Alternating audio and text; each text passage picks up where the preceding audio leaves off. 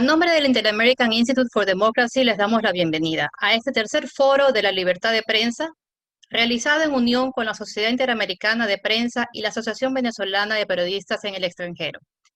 En años anteriores lo hemos realizado en la víspera del 3 de mayo para celebrar el Día Mundial de la Libertad de Prensa, pero en estas circunstancias extraordinarias celebramos hoy así el derecho a la libertad de expresión consagrado en el artículo 19 de la Declaración Universal de los Derechos Humanos. Vamos a iniciar dando paso a las palabras del director ejecutivo del Inter-American Institute for Democracy, el doctor y politólogo Carlos Sánchez Berzaín, quien nos ofrecerá una visión sobre la libertad de prensa en las Américas. Gracias, María Fernanda. Un saludo y respetuoso a participantes importantes. Una visión sobre lo que es la libertad de prensa. Hay que empezar diciendo que la libertad de prensa es el derecho que tienen los medios de comunicación y los periodistas para investigar, para informar, sin ningún tipo de limitaciones o acciones, como ser la censura previa, el acoso o el hostigamiento. La prensa es poder, y donde hay poder hay ánimo de controlar el poder. Y esta es una de las grandes dificultades que sufre la libertad de prensa, porque además la libertad de prensa es el vehículo esencial de la libertad de expresión, que es el derecho que se ejercita a través de la prensa. Libertad quiere decir verdad, y la prensa libre tiene que estar caracterizada por decir la verdad. Con estos conceptos de principios, quiero decirles que el Inter-American Institute for Democracy, a lo largo de sus más de 13 años de existencia, ha trabajado todo el tiempo el tema de la libertad de prensa. Y que los desafíos que se han presentado y que se presentan en la región, en las Américas, hemos llegado a algunas conclusiones, entre las cuales está, por ejemplo, que cuando la libertad de prensa se ve en peligro o la libertad de prensa es restringida o desaparece, estamos viendo no el principio del ataque a la institucionalidad de la democracia, sino el final. Cuando se han organizado e instituido los gobiernos autoritarios y los sistemas dictatoriales del denominado socialismo del siglo XXI, castrochavismo en las Américas, lo último que han controlado y violentado ha sido la libertad de prensa, y lo han hecho cuando ya tenían el control de todos los poderes del Estado, cuando tenían el control del sistema de justicia, cuando controlaban los órganos de la institucionalidad de los países. En el momento que vive la región, en el momento que vive el mundo, que es un momento de calamidad caracterizado por el coronavirus, en las Américas se ha hecho mucho más evidente la tensión entre la América democrática y la América no democrática. Entre la América que está fundada en los elementos esenciales de la democracia, que son la libertad, entre ellos la libertad de expresión y la libertad de prensa, el respeto a los derechos humanos, la vigencia del Estado de Derecho, el acceso y el poder y su ejercicio en función del Estado de Derecho, la división e independencia de poderes, las elecciones libres y limpias y la libre organización política. En tiempos del coronavirus se ha puesto mucho más en evidencia la necesidad y el ejercicio del control y la subordinación de los medios de comunicación que se ejercen. Por eso yo me atrevería a decir que podemos ver tres clases de prensa o tres clases de características que tiene la prensa hoy en día. Hay una prensa oficial u oficialista que responde al gobierno o que es del gobierno. En segundo lugar, hay una prensa comercial, que es una prensa que vende servicios al sistema o al grupo que puede comprar esos servicios o que está por motivos económicos o ideológicos o de otro tipo alineada con determinadas posiciones políticas, de creencias o de necesidad de darle algún tipo de mensaje a la población. Y en la tercera clase es la que nos interesa, es la prensa libre. Es una prensa libre que si nosotros miramos el sistema en las Américas y en cada uno de nuestros países, y aquí tenemos expertos para hablarnos de Venezuela, para hablarnos del Ecuador, para hablarnos de Bolivia, para hablarnos de Nicaragua y para hablarnos de Cuba, vamos a ver que la prensa libre hoy en día se está refugiando en lo que se llama las redes sociales, con el peligro de la amenaza de las noticias falsas, pero con un ámbito de libertad mucho más grande. y vamos a ver cómo la prensa tradicional, que pareciera que es cada vez menos libre, esa prensa oficial u oficialista, esa prensa comercial, tiene una distancia muy grande entre lo que reflejan los miembros de la sociedad en las denominadas redes sociales y lo que aparece después en las páginas de los periódicos o en las noticias de los canales de televisión o en las radios. En este marco es que yo me permito dar la bienvenida a todos nuestros expositores y decirles que tienen esta tarde la gran oportunidad y el gran desafío de hablarle con la verdad a los pueblos de las Américas, de hacer una disección de cuán libre es la prensa y cuánta presión o cuánta coacción se ejerce hoy día desde gobiernos que no son democráticos o de otros que simulan que lo son o de otros que lo son pero que están violando esta libertad. Muchas gracias. Agradecemos la intervención de Carlos Sánchez Berzaín y vamos a pasar a la exposición de Sonia Osorio, periodista y presidenta de la Asociación Venezolana de Periodistas en el Extranjero, APEVEX, quien nos dará una visión de la problemática del periodismo en los países de la región. Hola, buenas tardes. Gracias a todos y gracias por acompañarnos en este foro, que es un evento que nos va a permitir unir nuestras voces para exponer y denunciar las acciones que acechen y agreden a la libertad de prensa en Latinoamérica y en especial en países como Cuba, Nicaragua y Venezuela, donde, como todos sabemos, la persecución y el encarcelamiento de periodistas es la constante. Pero como lo mencionaba ahorita el señor Sánchez Berzaín, la libertad de prensa también está amenazada en países con gobiernos democráticos, de manera que tanto las dictaduras como algunas democracias han convertido a los periodistas en el enemigo de los ciudadanos y hasta en su objetivo militar. Les imponen censura, la autocensura, criminalizan la opinión, cierran medios y permiten que turbas roben, insulten y agreden a los periodistas, como recientemente sucedió en Bolivia. En Venezuela, por ejemplo, ya es una norma que el régimen de Nicolás Maduro detenga y acuse a periodistas para luego mantenerlos presos en sus propias casas y sin derecho a informar sobre sus casos por ningún medio. Los casos más recientes ocurrieron la semana pasada, cuando el régimen en menos de 48 horas detuvo a 2 periodistas, Mimi Arriaga y Marco Antoima. El lunes los acusaron de instigación al odio, ordenaron su arresto domiciliario y les prohibieron salir de Venezuela. La situación es similar en otros países de la región. Y lo más grave es que cada día quienes ostentan el poder encuentran formas más sofisticadas para sepultar la libertad de prensa y con ello el derecho de los ciudadanos a estar informados. Esta es una situación que precisamente es lo que nuestros panelistas hoy van a analizar y van a denunciar en los países ya mencionados: Cuba, Bolivia, Ecuador, Nicaragua y Venezuela. Sean todos bienvenidos. Muchas gracias a Sonia Osorio. Ahora vamos a dar paso a Dina Díaz, periodista nicaragüense, quien también es presidenta de la Asociación de Periodistas Nicaragüenses y nos ofrecerá hoy una visión sobre el periodismo en el régimen de Nicaragua. Buenas tardes a todos, gracias por la invitación. Felicitarles al Instituto Interamericano para la Democracia por esta importante labor que está haciendo a favor de los medios de comunicación, tanto de Nicaragua, Cuba, Venezuela y los demás países del hemisferio.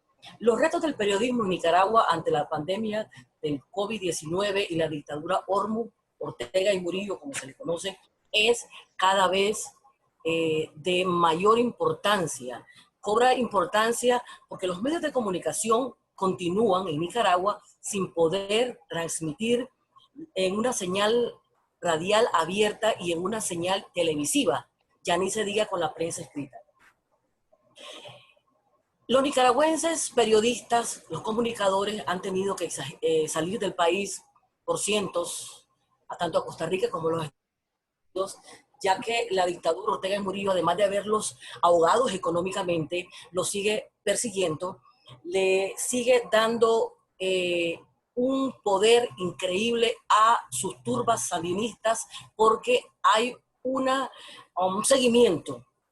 En medio de la pandemia del COVID-19, los periodistas tienen que ser perseguidos con represalias, con violencia, y además de eso, los periodistas que se han visto afectados por el COVID-19 no son admitidos en ninguna institución de salud en Nicaragua. Eso es como una clara violación a los derechos humanos que tiene el periodista. Las autoridades emplean un discurso muy estigmatizante en contra de los periodistas que no son asalariados del gobierno. Sin embargo, ellos promueven a los periodistas sandinistas como influencers, como verdadero bloque de comunicación, y desprestigia a los periodistas, llámese Carlos Fernando Chamorro, llámese 100% Noticias, llámese de cómo se llame, todo lo que no tiene que ver con la dictadura y que no son parte de la planilla del régimen dictatorial Ortega y Murillo, son desgraciadamente víctimas de una estrategia de propagandización del régimen. ¿Para qué? Para que estos periodistas que han sido señalados y apartados de los medios de comunicación masivos que existen, se vean solamente en los medios de Internet. En el Internet, los nicaragüenses tienen un serio problema, y es que el Internet, el acceso al Internet de Nicaragua es muy caro. Y aunque los programas salen a través de YouTube, de Facebook, de las diferentes plataformas de comunicación social existentes hoy en día, se ven bloqueados porque existe este llamado ejército de propaganda del Frente Sandinista, que lo que hace es llegar a las páginas de los periodistas para denunciarlos como que son mentirosos, como que están haciendo algo en contra, y que Facebook, en este caso, que es una de las plataformas más importantes en donde salen los discursos de los periodistas y de las informaciones de verdad que son importantes, ellos tratan de eliminarlos. ¿De qué manera? Dándole quejas a Facebook, diciendo que el contenido que están diciendo los periodistas es inadmisible. ¿Para qué? Para que las páginas sociales hagan el cierre de los principales periodistas que están comunicándose a través de las plataformas sociales, como ya lo dije. En medio de la pandemia del COVID-19, los periodistas continúan sufriendo muchas represalias y el sistema de salud pública no le ayuda para nada. Sin embargo, hay más de 30 medios de comunicación independientes que se han unido a una campaña para tratar de obtener dinero y ayudar a los periodistas, porque hay muchos que han sido hospitalizados y hemos visto la muerte de decenas de periodistas que se han visto contagiados por el COVID-19 y han tenido que morir porque le negaron la atención, y esto hay que denunciarlo con nombre y apellido. La dictadura Ortega y Murillo le ha negado la atención a muchos periodistas que han tenido que quedarse en sus casas porque no le han brindado atención. Sin embargo, pues 30 medios de comunicación independientes en Nicaragua se unieron para realizar una campaña denominada Voces Unidas, en donde se consiguió ayuda para atender a los periodistas. De manera que la dictadura criminal Ortega y Murillo se ha enseñado cada día más contra los periodistas independientes, y cada vez más hay un riesgo real de ser tildado y criticado por estos señores que son de verdad un ejército, que trabajan en el Internet, que trabajan en las casas de los periodistas, en donde han sido marcados como delincuentes para que las turbas sandinistas lleguen a oponerse a la labor tan digna que hacen los periodistas de Nicaragua. No solamente dentro de Nicaragua, sino que también en Costa Rica hemos visto que están acechando también a los periodistas, porque la mano de los sandinistas están arriba del periodismo, porque ellos saben la credibilidad tan grande que el pueblo de Nicaragua tiene hacia los medios independientes. Así es que felicitarles en este foro, porque la denuncia constante es la única manera en que se le puede ayudar al periodismo nicaragüense, así como también a través de las diferentes campañas que se están realizando para recolectar no solamente dinero que ayuda a los periodistas dentro de Nicaragua, sino también fuera del país. 27 periodistas han sido afectados por el COVID-19 y lamentamos también el fallecimiento del periodista presidente de la Asociación de Comunicadores Nicaragüenses, USA, y también Gustavo Bermúdez, que es presidente de la Asociación de Periodistas de Nicaragua, y también Sergio León, quien es dueño o era dueño de Radio La Costeñísima en Bluefield, así como también de Ramiro Silva, otro conocido periodista de Radio Corporación de Nicaragua. De manera que sirva este medio de comunicación para denunciar que la dictadura sigue contra los periodistas independientes de Nicaragua. Agradecemos a Dina Díaz por su valiente denuncia y ahora damos la bienvenida a Maybor Petit, periodista venezolana, también especializada en política latinoamericana en la Universidad de la Sorbona de París. En los últimos años, Maybor Petit se ha dedicado a las investigaciones de casos de justicia penal en los Estados Unidos y casos de corrupción, lavado de dinero y crimen organizado con énfasis en la dictadura venezolana. Adelante. Bueno, muchísimas gracias por la oportunidad que nos ofrecen. Yo estoy ahorita hablando por mis colegas venezolanos que están siendo amenazados, agredidos por la dictadura de Nicolás Maduro. Se ha utilizado una herramienta importante que fue aprobada en el año 2017, como es la Ley del Odio, por una Asamblea Nacional Constituyente que es ilegal e irritante. A raíz de esa ley se ha venido ejerciendo una censura mayor y una persecución contra muchos de nuestros colegas y los medios para evitar que sigan informando. En el momento en Venezuela hay una lucha permanente entre la enorme propaganda del régimen de Nicolás Maduro, que está conformada por un monopolio importante de comunicación, y medios independientes que muchos de ellos están trabajando desde fuera del país porque fueron perseguidos y muchos de sus equipos fueron confiscados, razón por la cual pues no pudieron seguir operando desde adentro. Sin embargo, hay un grupo de periodistas independientes que a través de portales de internet siguen trabajando arduamente para informar a la sociedad venezolana, pero esos periodistas, muchos de ellos están siendo perseguidos por el régimen. Durante la época de la pandemia, que en estos momentos se mantiene en Venezuela, los últimos datos señalan que han habido más de 10 impedimentos de circulación de periodistas solamente en la ciudad de Caracas.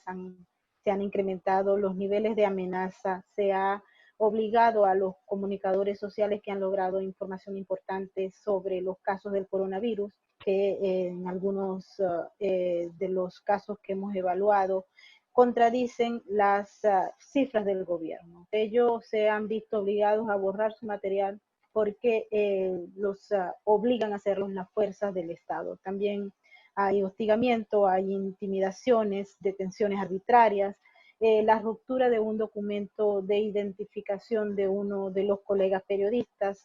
Cerraron en este periodo de la pandemia 2 medios impresos. También por la imposibilidad de conseguir gasolina. Venezuela, a pesar de ser un país petrolero, en estos momentos tiene una gran escasez de gasolina y los medios a través de todo el sistema de transporte no han podido lograr el objetivo de distribución de los periódicos. También se cerró una emisora de radio y lo más importante, porque ocurre de manera recurrente, es el bloqueo de los medios digitales y el decomiso de equipos y amenazas. Han enviado a periodistas a la cárcel y posteriormente se les otorga el beneficio de casa por cárcel y se les prohíbe volver a publicar en las redes sociales. Cuando les hablaba de la ley del odio, me refería a un instrumento que utiliza el régimen para acallar. Cada persona que empieza a hacer alguna denuncia a través de las redes, particularmente por Twitter o por Facebook, inmediatamente es atacado y como explicaba el colega de Nicaragua, existe exactamente el mismo guión en Venezuela. En la medida que los periodistas independientes han venido desarrollando material de contenido que no están en acuerdo, que denuncien todos los crímenes con los representantes del régimen y incluso de la oposición, en esa misma medida esos aparatos de troles electrónicos empiezan a atacar y a intentar acabar con lo que es la credibilidad del medio como tal y del periodista. Y también se ha llevado a cabo una serie de denuncias de cuentas importantes que son llevadas a cabo por periodistas independientes o por medios que informan sobre los descalabros del régimen, sobre lo que ocurre en los hospitales en Venezuela, la falta de comida, fotografías con personas muriendo de hambre y los abusos de las fuerzas policiales. Y en esa misma medida se ha venido denunciando a través de las plataformas, sea Twitter, denuncian las cuentas para que las cierren, señalan que la información que se está dando es falsa, y las plataformas sin mucha verificación, cuando hay muchas denuncias en relación a una cuenta, simple y llanamente la cierran, y con ese cierre también acaban con una ventana que tiene el pueblo venezolano para informarse. Se ha corrido desde los medios tradicionales a el internet, pues que es una vía donde se puede conseguir por ahora de alguna manera una información fiable, pero está, entre otras cosas, el problema de que no todos los venezolanos tienen internet, los servicios son de muy baja calidad, y cuando algún miembro de la oposición venezolana o algún periodista está suministrando una información, por lo general el sistema se cae o las llamadas no entran, lo que hace que sea un verdadero sacrificio para los colegas periodistas informar lo que está pasando hacia adentro y hacia afuera.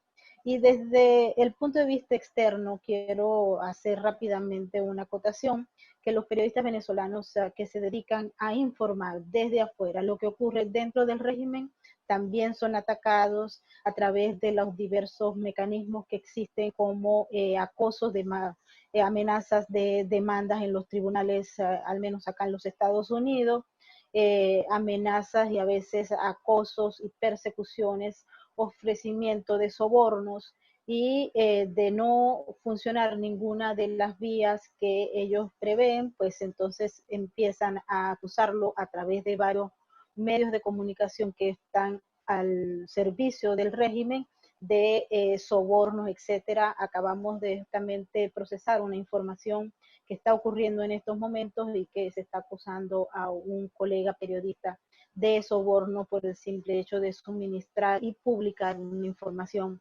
que acude o prácticamente deja en entredicho la imagen de un político. Esto ocurre en Venezuela, pero también ocurre en Nicaragua y ocurre en muchos otros países.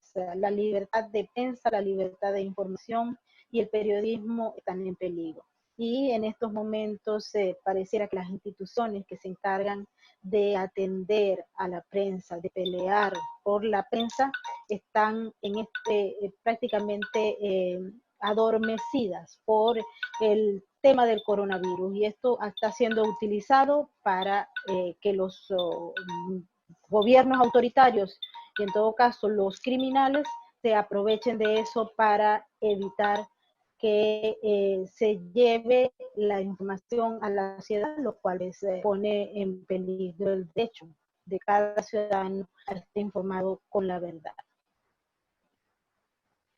Agradecemos a Mibor Petit, quien también dirige un blog de noticias llamado Venezuela Política, con información realmente al día sobre Venezuela y los casos que ella sigue y cubre en los Estados Unidos. Ahora me presento yo, soy María Fernanda Egas, soy periodista ecuatoriana, colaboro con el diario La República.es y soy miembro del directorio del Inter-American Institute for Democracy. Yo les voy a hablar hoy del tema Ecuador. En Ecuador, la prensa renace y es la terapia más eficaz contra la peor de las pandemias, la de la corrupción.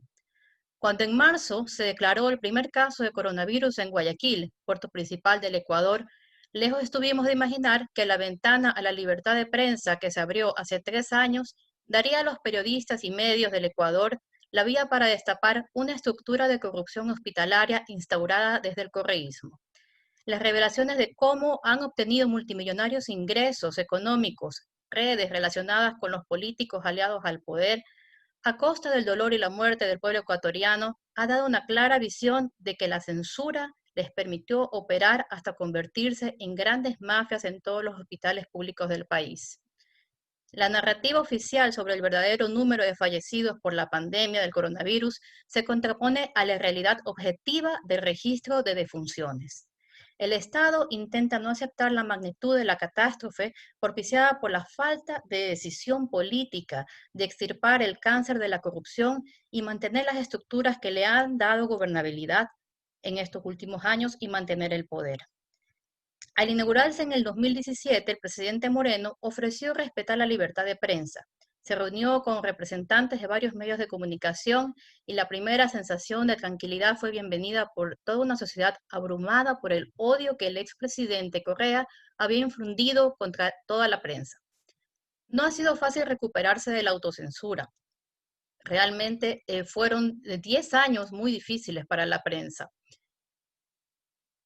Los periodistas fueron satanizados por haberse atrevido a denunciar lo que se perfilaba como un proyecto autoritario que terminó por cooptar todas las funciones del Estado.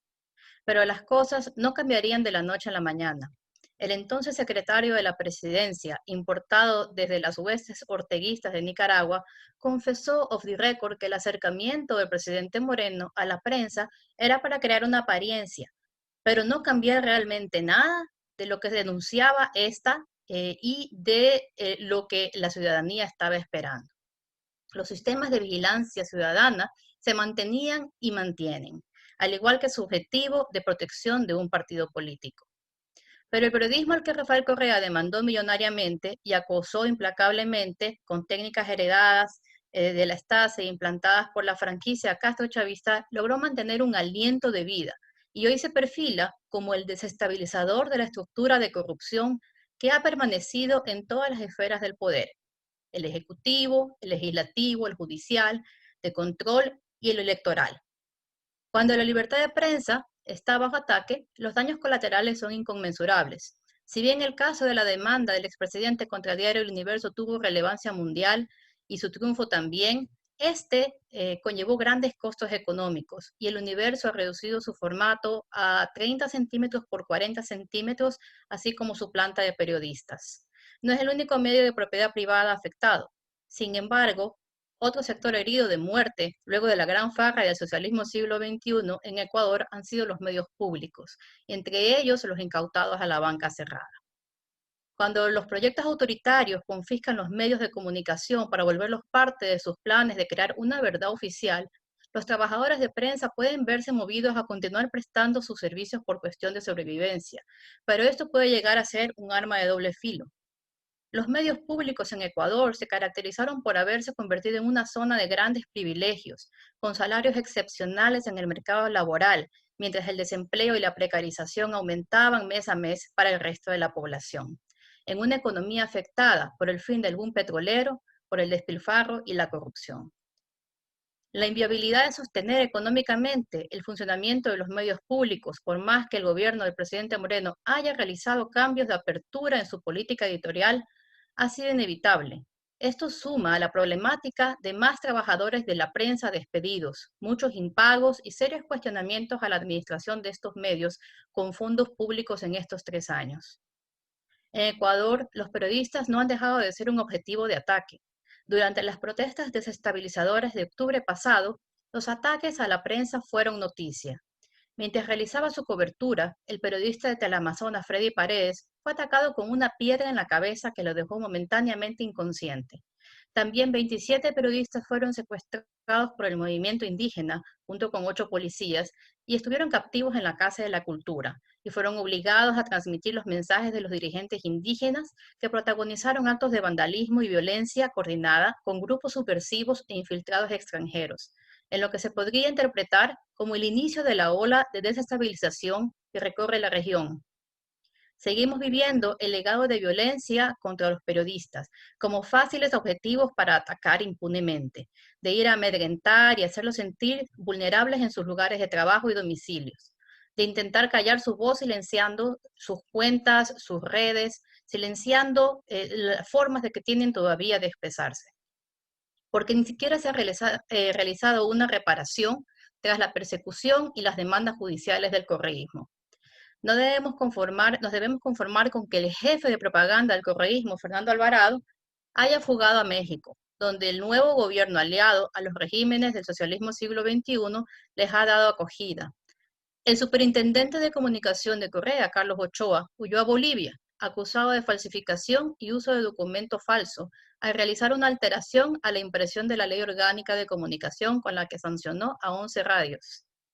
Pero lo que no nos destruye, ciertamente nos hace más fuerte. Tras los ataques terroristas recibidos en octubre pasado, los canales de televisión Teleamazonas y Ecuavisa informan con más investigaciones. Inclusive tras una bomba casera arrojada a las puertas de Teleamazonas en Guayaquil, presuntamente tras un reportaje sobre corrupción hospitalaria en tiempos de coronavirus, este canal ha respondido con más trabajos de investigación periodística que han sido aplaudidos por la comunidad y por los colegas en la profesión. Los portales digitales en donde encontraron su alternativa de seguir haciendo periodismo independiente, a pesar de la persecución y correísmo, se han visto fortalecidos, reconocidos y hoy son el faro que afirma que vale la pena y es necesario defender la libertad de prensa. Otra buena noticia es el surgimiento del periodismo universitario, con un canal de noticias como el UDLA Channel, que decidió realizar un peritaje de los fallecidos en las protestas de octubre pasado, y que el movimiento indígena, en coordinación con la Defensoría del Pueblo y una estructura de ONGs a nivel nacional e internacional, pretendieron adjudicar al gobierno como abuso policial. Una revisión de las causas de muerte, datos y las autopsias obtenidas por la UDLA Channel no coinciden en su totalidad con la narrativa promovida con un trabajo de posverdad. Una de las herramientas disponibles para toda la ciudadanía seguirá siendo la apertura de los datos oficiales. El periodismo ciudadano, como se lo conoce hoy, se ha convertido en un gran aliado para la libertad de prensa en Ecuador. Luego de años de soledad y acoso, los periodistas reciben el apoyo de la gente con información que ayuda a realizar investigaciones sobre el mal uso de los recursos públicos. Y esta alianza se va convirtiendo en la verdadera amenaza contra la corrupción. En colaboración con una Comisión Nacional Anticorrupción independiente, a la que el gobierno intentó hacer perder espacio y visibilidad creando una Secretaría Anticorrupción propia, la sociedad civil hoy es aliada del periodismo. En una colaboración del 2019 ya habían presentado evidencias de varios casos de corrupción hospitalaria. Si el gobierno y la justicia hubiesen tenido la voluntad de actuar a tiempo, probablemente la capacidad de respuesta de los hospitales públicos ante la pandemia del coronavirus no hubiese sido tan dolorosa. ¿Podríamos decir que la libertad de prensa en Ecuador se encuentra en considerable mejor salud que antes? Yo creo que sí.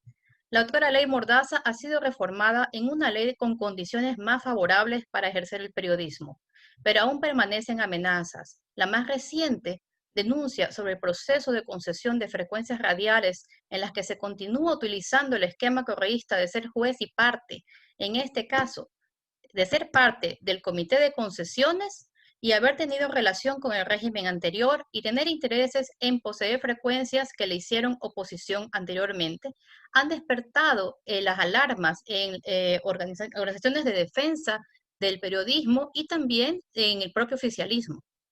En Ecuador, la libertad de prensa que tanto ha costado recuperar se la defiende día a día. A todos los que luchan por ella y por salir de los regímenes dictatoriales, tengan en cuenta que el odio contra la prensa y las estructuras de persecución y censura tienden a permanecer como otro obstáculo para el derecho a informar en una transición a la democracia. Con esto concluyo yo y vamos a dar paso al periodista boliviano Humberto Paca Flor. El periodista Humberto Paca Flor es un destacado periodista boliviano, Premio Libertad Juan Javier Ceballos del 2016. Por su aporte y aporta a la defensa de la libertad de expresión, los derechos y libertades democráticas. Es expresidente de la Asociación de Periodistas de La Paz y de la Asociación Nacional de Periodistas. Señor Paca Flor. Buenas noches.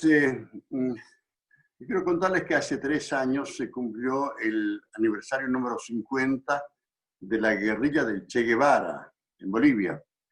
3 periodistas de aquella época, que era el año 1967, escribimos un libro ahora con el título La guerrilla que contamos. En mi texto yo conté que en aquellos días, trabajando desde la zona de la guerra, de la guerrilla, el ejército boliviano había aplicado la censura de prensa. Ningún texto para Bolivia o el mundo podía ser transmitido sin pasar por la censura militar. Un coronel con un lápiz rojo en la mano revisaba los textos de los periodistas para que puedan ser entregados al telégrafo, donde eran pasados por el sistema Morse. ¿Cómo ha progresado la tecnología de la información en los últimos 50 años? En la presentación pública del libro, una periodista joven me preguntó cuál era la diferencia entre aquella censura de 1967 y la que estaba aplicando en ese momento, en el año 2017, el cocalero Evo Morales, medio siglo después. Un difícil ejercicio para un periodista tener que elegir entre dos formas de censura. ¿Cuál prefieres, más o menos? Pero tuve que hacerlo. La ventaja de la censura del 67 era que todos los textos debían pasar por un embudo.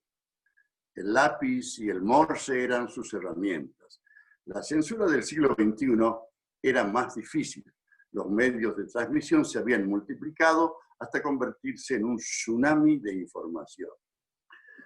Tengo que recordar aquí que el expresidente chileno Ricardo Lagos suele decir en el Foro Iberoamérica al que pertenezco que la democracia es en realidad un invento de Gutenberg, para elogio de los periodistas. Pero ahora, si quieres controlar y limitar la libertad de expresión y de prensa, tienes que buscar soluciones diferentes, modernas, en este momento, en el siglo XXI. ¿Cómo aplicar la censura de prensa en medio de la revolución cibernética con la tecnología de la información tan avanzada? El gobierno del cocalero Morales pidió ayuda a sus amigos, a sus socios. Tenían que reemplazar el lápiz rojo y el morse para aplicar la censura. De Venezuela le llegó la idea de comprar los medios que podían ser más molestosos. Hugo Chávez le envió a sus mejores operadores y además mucho dinero.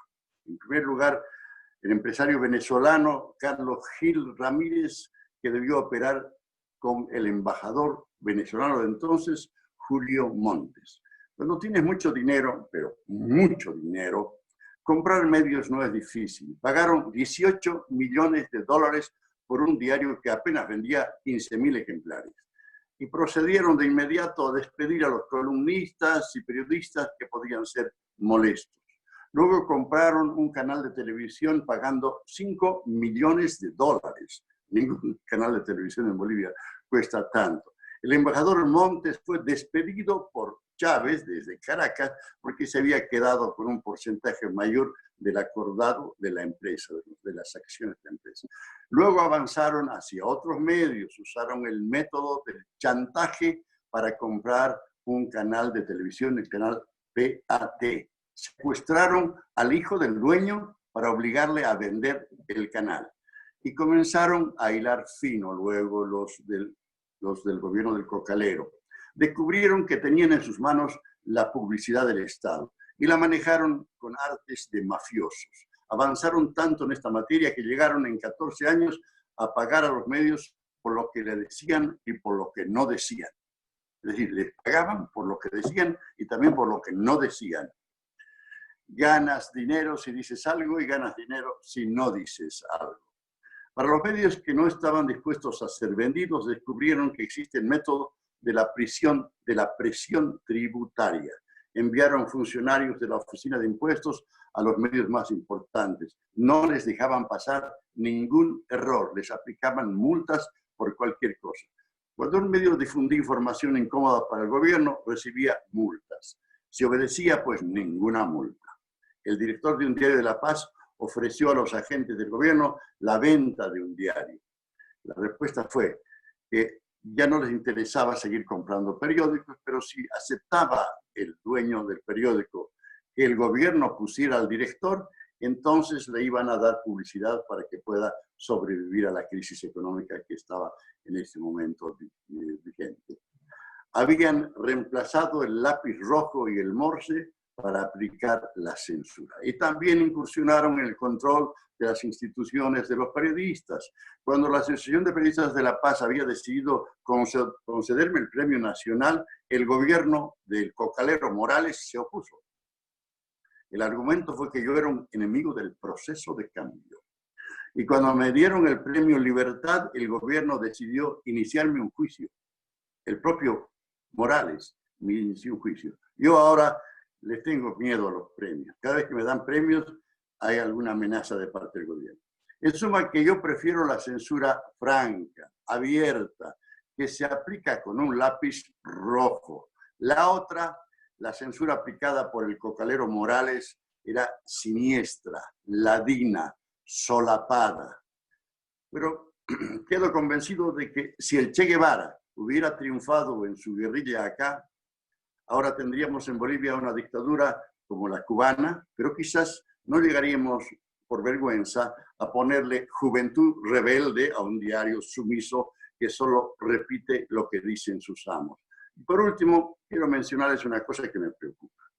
El New York Times, el famoso, prestigioso New York Times y el famoso y prestigioso Washington Post han publicado en los últimos días unas versiones de lo más raras acerca de Bolivia. Y han dicho que en octubre no hubo un fraude electoral en las elecciones que terminaron por derrocar a Evo Morales cuando se descubrió el fraude y la OEA verificó que hubo el fraude y la Unión Europea también. Entonces a mí me preocupa esto de que semejantes portentos de los medios de comunicación, New York Times, Washington Post, hayan dicho que no hubo fraude en Bolivia. Me preocupa, ¿por qué? Porque yo sé que la transnacional del crimen organizado, como la llama el presidente Iván Duque de Colombia, a esto que también le llamábamos el Foro de Sao Paulo o el Grupo de Puebla y todo eso, la transnacional del crimen organizado tiene mucho dinero, pero mucho dinero.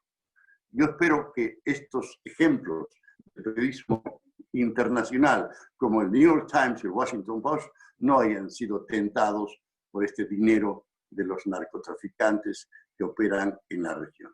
Eso es todo desde Bolivia. Chao, hasta luego.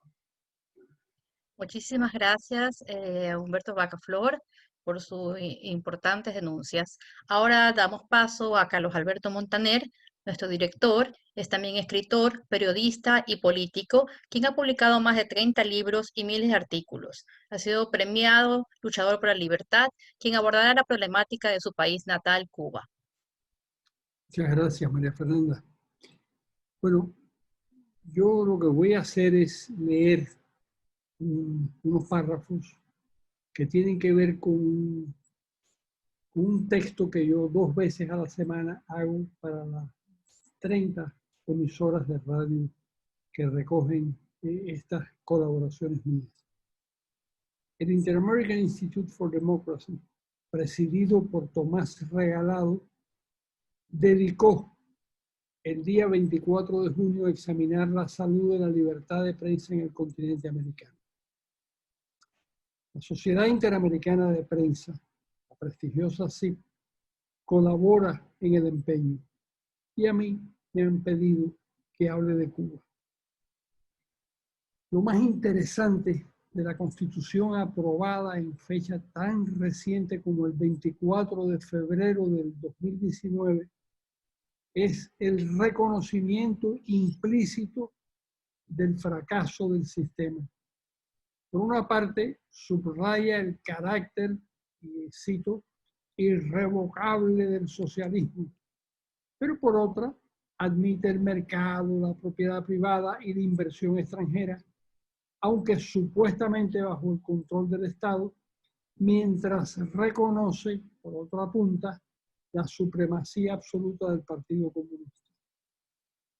Ese galimatías se agrava cuando la Constitución afirma, sin definirlos, que en ningún caso los medios fundamentales de la comunicación serán objeto de propiedad privada. ¿Qué es un medio fundamental de comunicación?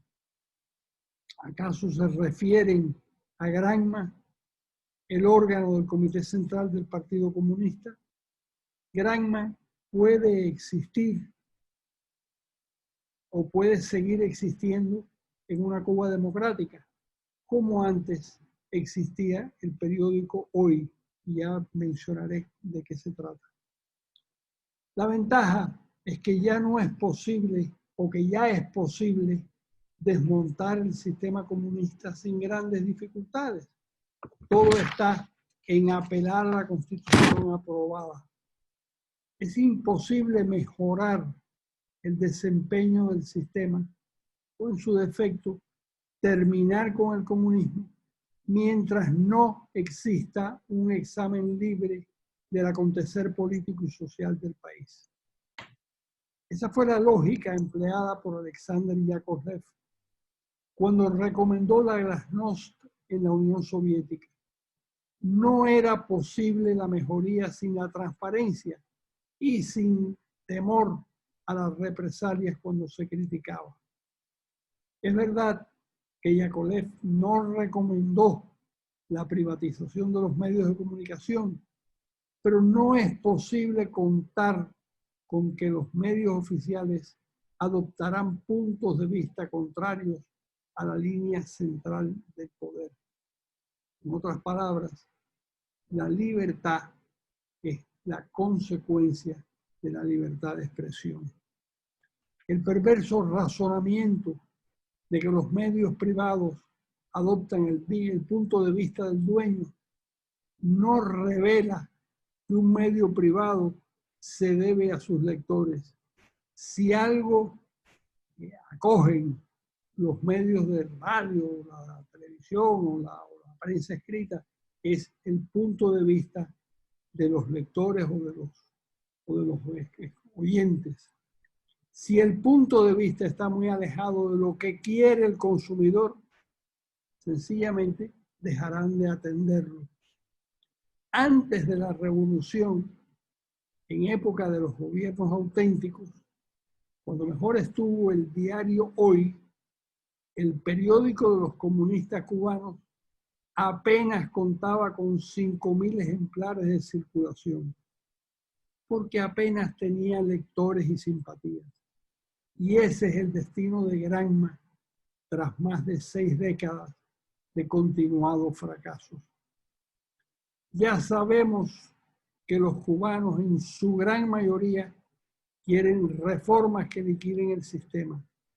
Creo que se pueden hacer invocando la Constitución vigente e ir de la ley a la ley, como quería Osvaldo Payá, ese mártir de los cubanos. Les habló Carlos Alberto Montaner. Muchas gracias. Muchísimas gracias a Carlos Alberto Montaner.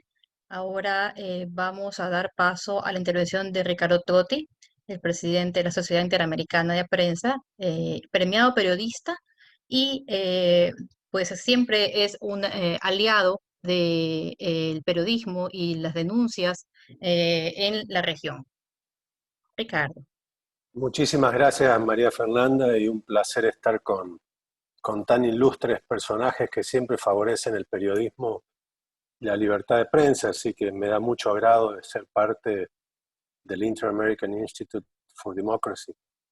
Yo creo también, y quiero aprovechar un poco para ser, si se puede decir de alguna forma, que esta pandemia también nos ha llegado en un momento en que podemos decir que hay una revalorización del trabajo de los medios y del periodismo profesional.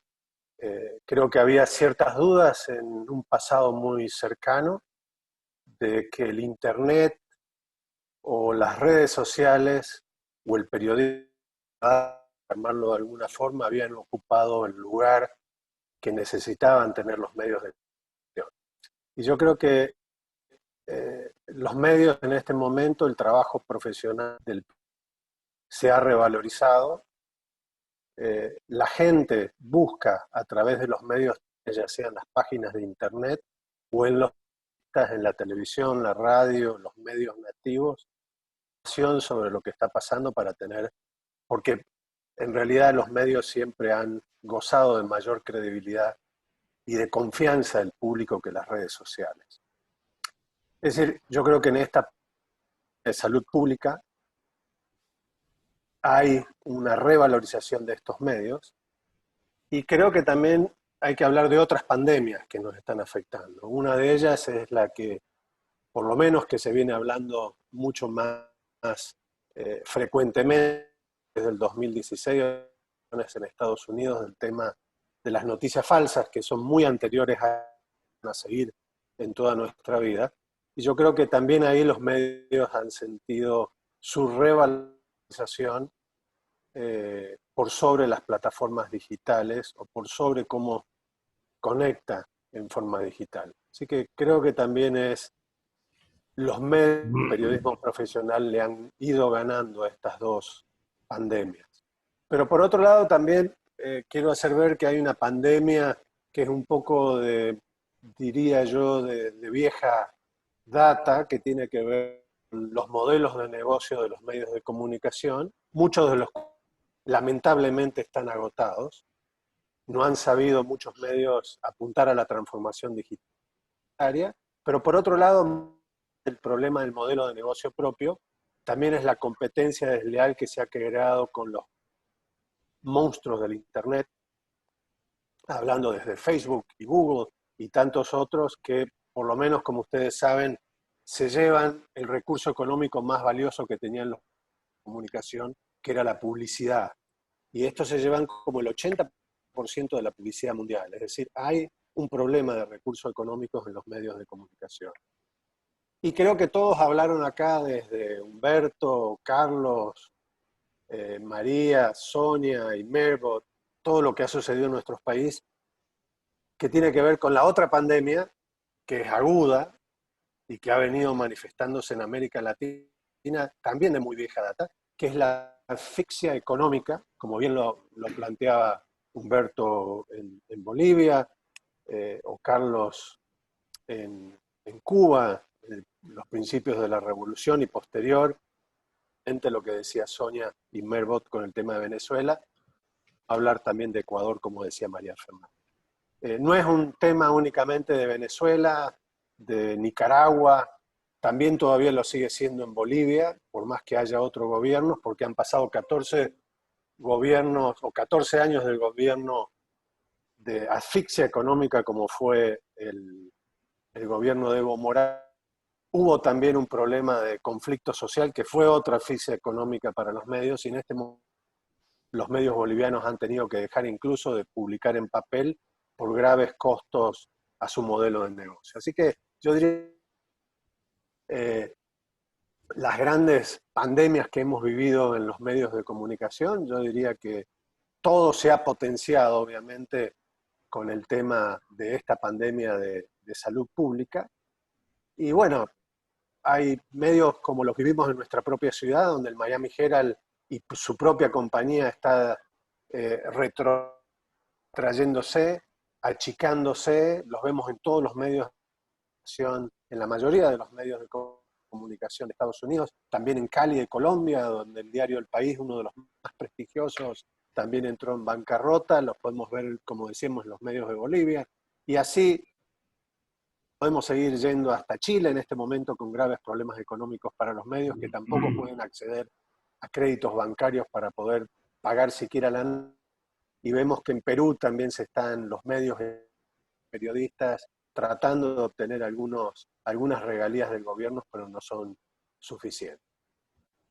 Creo que estamos, si invocamos las palabras que nos estuvo diciendo Carlos desde el principio de lo que significan los medios de comunicación, y lo que hablaba también Carlos sobre el tema de la libertad de prensa y la libertad económica, los medios son muy importantes para la democracia. El verdadero contrapoder son los que pueden todavía, como se ha demostrado en esta pandemia, generar la agenda pública y generar la discusión. Pero obviamente estamos ante un problema gravísimo donde vemos que pese a esa revalorización, los medios o muchos medios se están muriendo, y yo creo que hay que pensar también en otros modelos de negocio pudo haber, pueden ser algunos que instauraron las democracias europeas, que es muy difícil en América Latina,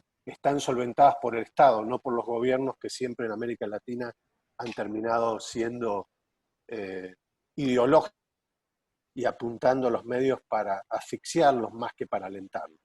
Yo creo que, terminando, diría que hay una necesidad de pensar en América la asistencia económica que pueden necesitar los medios de comunicación, porque sin los medios de comunicación es muy difícil que pueda haber democracia o es muy fácil que sigan regándose los autoritarismos. Necesitamos medios de comunicación, pero hay que pensar en los modelos de negocio y en la asistencia económica de un Estado que tiene que ser buscando la independencia y los criterios independientes editoriales de los medios de comunicación.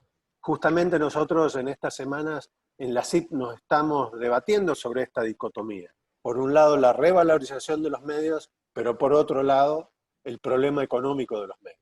Y estamos en una posición de discusión en la que creemos que puede ser necesario pedirle a los gobiernos que empiecen a discutir con sus sociedades, con los medios, con las organizaciones, la importancia de los medios de comunicación para la sociedad, la necesidad de crear estímulos económicos y financieros, como ahora estamos viendo en la pandemia y se han creado para empresas privadas de todo tipo, o los medios, por ejemplo, en algunos países, y como es aquí en Estados Unidos, han podido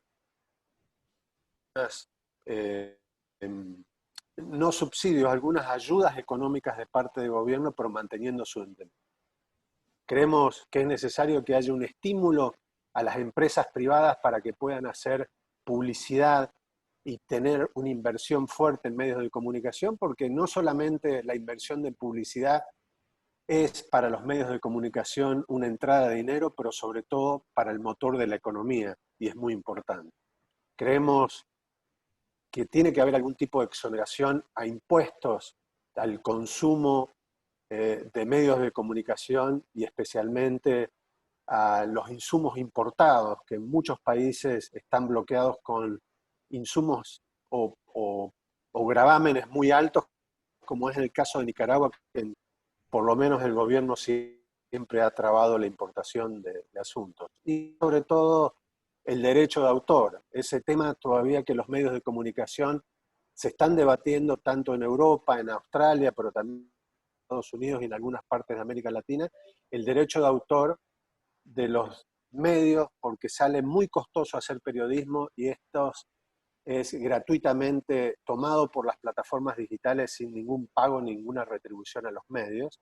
Y también, como se hizo hace poquito en Inglaterra, lo han pedido los periodistas o el sindicato de periodistas de Inglaterra, hay que estudiar también si no tiene que haber, por ejemplo, algún impuesto también que se le aplican a las plataformas digitales y con esos dineros, que no existen esos impuestos, y se crea una competencia desleal con las empresas privadas e incluso con los medios en sus países, se pueda crear un fondo para empezar a estimular no a los medios de comunicación como empresas en sí mismas, pero sí al periodismo profesional. Sabemos que sin periodismo profesional, sin medios económicos libres y con salud económica, no puede haber una verdadera democracia.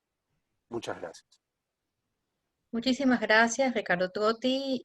Gracias también por compartir tan importante visión para la sobrevivencia de los medios de comunicación. Ahora damos la bienvenida a Tomás Regalado, presidente del Inter-American Institute for Democracy, quien es un referente en el periodismo en los Estados Unidos. Fue alcalde de Miami y va a realizar la conclusión de este foro sobre libertad de prensa en las Américas. Buenas tardes. Yo pienso que ha sido excepcional y tengo nostalgia de los otros dos foros que el Instituto Interamericano ha hecho en vivo y en directo, con auditorio y con personas de verdad, no a través de Zoom.